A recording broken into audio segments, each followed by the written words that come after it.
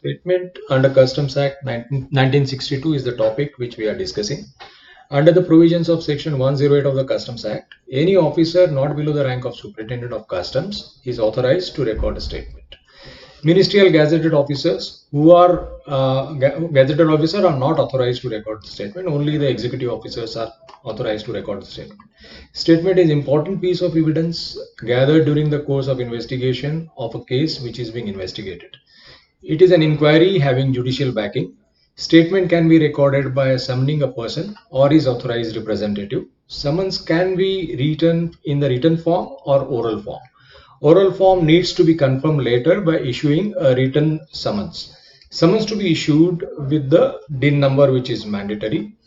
Then a person summoned need to respond to it and appear before the summoning officer to record his evidence. Every person summoned need not be an accused. He can be a witness whose statement we are recording. At least 3 summons are required to be issued if a person fails to appear for giving evidence. A prosecution complaint, in such case, a prosecution complaint can be filed under IPC 1860 for disobeying, not appearing before the officer. Every person summoned need to respond and appear before the officer to tendering his evidence. Evidence is to be recorded in the writing. That means the statement which we are recording, that is to be recorded in the writing. Officer of Customs is not a police officer, hence whatever evidence he is recording, whatever statement he is recording before him has a evidential value and need not be proved in the court or before adjudicating authority during respective proceedings. However, only a statement cannot be a case cannot be decided on the basis of the confessional statement. It is always essential to have a corroborative evidence to enhance the evidential value of the statement which has been recorded under the Customs Act. A preventive officer causing any inquiry also can record a statement. That will be a formal inquiry under Section 107 of the Customs Act, and for which there won't be any evidential value. It is to be done in exceptional circumstances. It is required to be again confirmed by the gazetted officer under Section 108 of the Customs Act. Statement can be recorded either in question answer form or as a narration. When we say question answer form, we have to put a question and his answer is to be recorded as an answer. When we say a narrative form, there the particular sentence will be on being asked, I state as under. So that is a narration form. So in both these forms, a statement can be recorded as per the convenience of the officer. So preamble or first para of the statement is to bring out name of the person, his personal details, his family details, his address, before whom it is being recorded. It should also contain the information provided to the person that it can be used against him, giving false fabricated evidence is an offense punishable under IPC.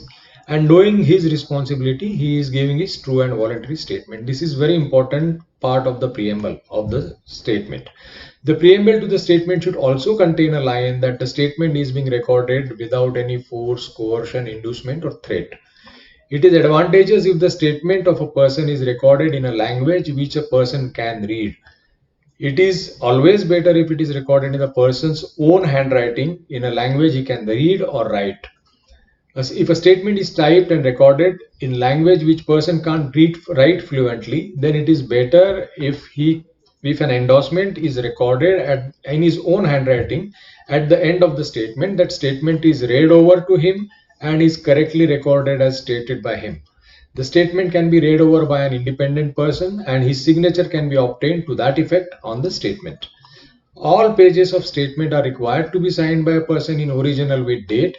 If any correction is there, the same is to be required to be initialed by the person whose statement is being recorded. Right? If a person refuses to give statement, in such circumstances, Panchanama is to be drawn before 2 independent witnesses narrating the facts and reasons for his not giving the statement. If a person retracts his statement subsequently, immediate rebuttal of the retraction is required to be filed and a copy is to be served on him. It is always advisable that rebuttal is filed by an officer higher than the rank of officer who recorded the statement, received the letter regarding retraction of statement. Immediate rebuttal is to be filed before next higher authority with a copy to the person whose statement has been recorded. If rebuttal is to be filed in court, the same is to be filed in the form of an affidavit. Retracted statement cannot be used against the maker of statement unless the charges are corroborated from independent sources. Only the person summoned is supposed to appear before the summoning officer if it is so mentioned in summons. It is discretion of officer whether to record statement of authorized representative or otherwise.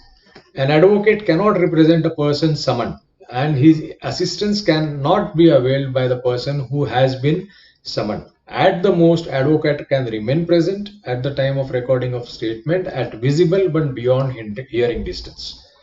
Copy of statement is not to be given to the person whose statement has been recorded after the statement is over. It is to be given only in case it is to be used against the said person. Copy of the statement is required to be given along with the show cause notice as relied upon document. In short, it is called RUD. It need not be given if not relied upon.